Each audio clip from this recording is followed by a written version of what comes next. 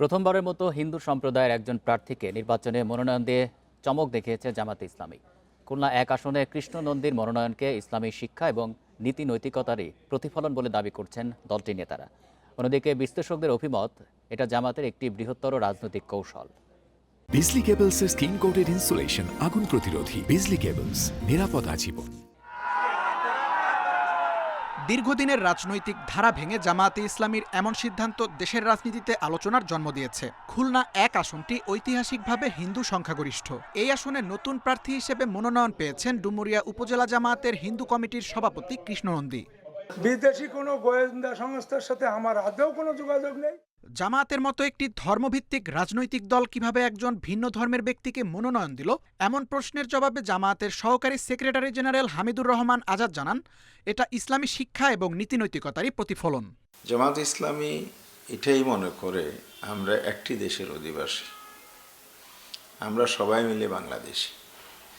এখানে ধর্মমত ভিন্ন আছে, রাজনৈতিক মত ভিন্ন আছে, কালচার ভিন্ন আছে, জাতি উপজাতি আছে, সবাইকে নিয়েই বাংলাদেশ। জামাতের আলোচিত প্রার্থী কৃষ্ণ নন্দী জানালেন, দেশে শান্তি ও সমৃদ্ধি আনতে পারবে জেনেই তিনি এই দলকে বেছে নিয়েছেন।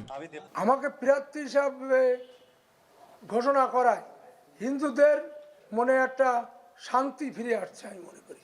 দেশে জামাত ইসলাম আসলে মানুষ ভালো থাকবে, হিন্দু মুসলমান সবাই, খ্রিস্টান বৌদ্ধ সবাই ভালো থাকবে।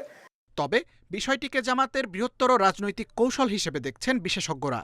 বা আইন প্রণয়নের যে কাজটা আছে, সেই কাজের প্রেক্ষিতে যদি আপনি ভাবেন, তাহলে আপনার যে মৌলিক আদর্শ, সে আদর্শের সাথে কিন্তু এই আইন প্রণয়নের ভূমিকার কিছু দ্বন্দ্ব তৈরি হতে পারে। এটা রাজনৈতিক কৌশলের চেয়ে মনে হয় এটা নির্বাচনের কৌশল। নির্বাচনে জিতে আসা, যেখানে যেখানে হিন্দু সংখ্যা গরিষ্ঠ আছে সেখানে হিন্দু প্রার্থী দেওয়া, বা বৌদ্ধ থাকলে বৌদ্ধ প্রার্থী দেওয়া, বা অন্য কোনো গোষ্ঠী থাকলে প্রার্থী দেওয়া। এমন অভিনব মনোনয়ন শেষ পর্যন্ত জামায়াতের রাজনৈতিক ভিত মজবুত করবে কিনা তা সময়ই বলে দেবে বলে মনে করেন বিশ্লেষকরা।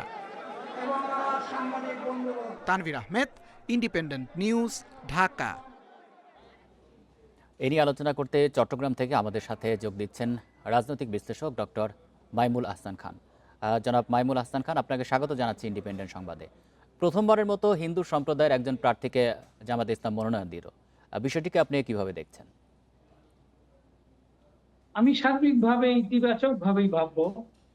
আসলে বাঙালি হিন্দু মুসলমানের মাঝে তো দীর্ঘদিনের একটা বন্ধুত্বপূর্ণ সম্পর্কই ছিল। এখানে যেহেতু সুফিবাদের মাধ্যমে ইসলাম প্রচারিত হয়েছে, এখানে উগ্র ধর্মান্ধতা ছিল না বললেই চলে। ইংরেজদের আগমনের আগ পর্যন্ত বাঙালি হিন্দু মুসলমানের মাঝে তেমন বড় ধরনের পার্থক্যই পরিলক্ষিত হতো না, কিন্তু ইংরেজরা ডিভাইড অ্যান্ড রুল পলিসি দিয়ে এটাকে অনেক বড় সমস্যা সৃষ্টি করেছে।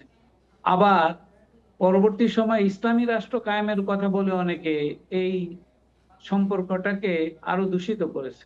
এখন জামাত ইসলাম যেহেতু কল্যাণমুখী রাষ্ট্রের কথা বলতেছে, এখন আর ইসলামী রাষ্ট্রের কথা তেমন একটা বলতেছে না।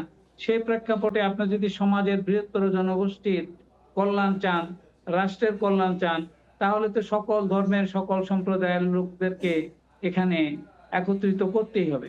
সেই প্রেক্ষাপটে আমি এটাকে একটা ইতিবাচক ধারণা বা ইতিবাচক কর্মপন্থা হিসেবেই দেখছি।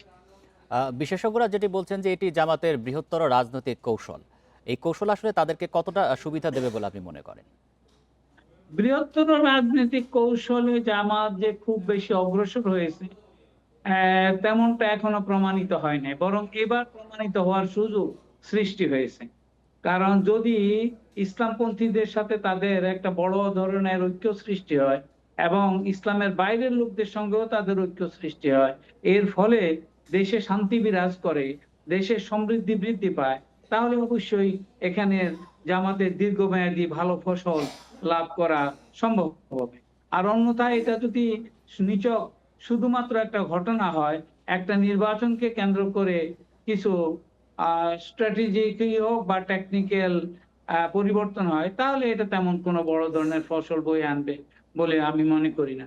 কারণ আমরা দেখেছি শেখ হাসিনা যেমন প্রধান বিচারপতিকে হিন্দু ধর্মাবলম্বী করেছে, পরবর্তী সময় ওই হিন্দু প্রধান বিচারপতিকে অত্যন্ত অপমানজনক পরিস্থিতির মোকাবেলা করতে হয়েছে।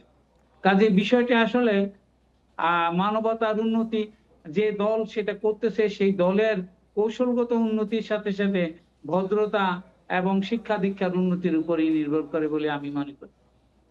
আগে একটা ধারণা করা হতো যে জামাতে ইসলাম হিন্দু সম্প্রদায়ের ভোট খুব একটা পায় না।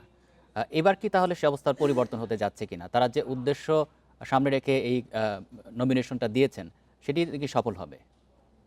না, সারা দেশে হিন্দু ধর্মাবলম্বীদের ভোট পেল কি পেল না সেটা আমাদের জন্য খুব বড় বিষয় না, কিন্তু নির্দিষ্ট কিছু জায়গায় যেখানে হিন্দু সম্প্রদায়ের সংখ্যাগরিষ্ঠতা রয়েছে সেখানে যদি তারা বেশি ভোট পায় এবং তাদের দলের মনোনীত প্রার্থীরা জিততে পারে তাহলে এটা অবশ্যই জামাত ইসলামের জন্য একটি ইতিবাচক উন্নতি বলে আমি মনে করব।